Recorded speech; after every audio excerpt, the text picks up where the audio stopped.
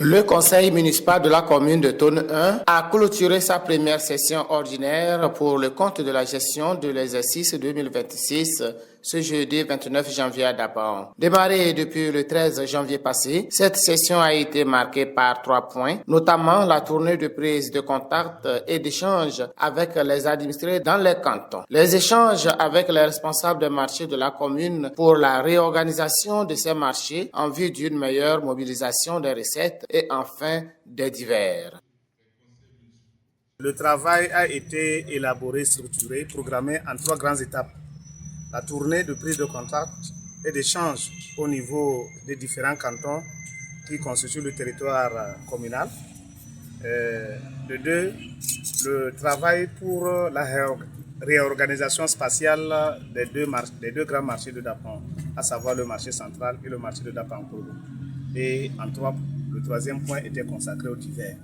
Et les divers, le point essentiel, c'était la rectification du budget pour insérer une ligne communale dans le budget consacré à l'élaboration de la politique communale de l'insertion des jeunes. C'est une recommandation du gouvernement. Et lors de la présentation de notre budget au niveau du gouvernement, cette remarque, cette suggestion a été faite et que le conseil s'est rapidement réuni pour pouvoir répondre à cette obligation. Et donc, dans la tournée, comme je vous le disais tantôt, nous avons rencontré nos populations des cantons et nous avons d'abord, dans un premier temps, présenté la nouvelle équipe communale et aussi communiqué sur des thématiques. Le thème phare, c'était d'inviter nos populations à travailler de concert avec les forces de l'ordre de sécurité, surtout dans les zones qui font suite à des attaques terroristes, pour pouvoir lutter contre l'extrémisme violent et ramener la paix et la quiétude dans ces populations.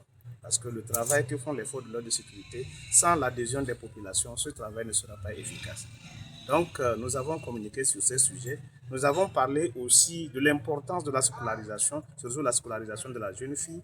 Nous avons parlé de lutter contre la déperdition scolaire. Nous avons vu dans plusieurs localités les abandons au profit d'autres horizons. Cela n'est pas bien. Et nous avons dit qu'il faut d'abord aller prendre les diplômes. Et quand on a les diplômes, on peut maintenant choisir là où on veut pour aller. On aura les outils nécessaires pour pouvoir travailler. Donc nous ne sommes pas contre les voyages, mais il faut voyager quand on a fini d'étudier, quand on a les diplômes, que ce soit au niveau de l'école ou même au niveau des métiers. Comme ça, même arrivé là-bas, si une activité ne marche pas, on pourra faire valoir le diplôme qu'on a pour pouvoir travailler. Okay. Donc voilà grosso modo ce que nous avons eu à faire dans les cantons.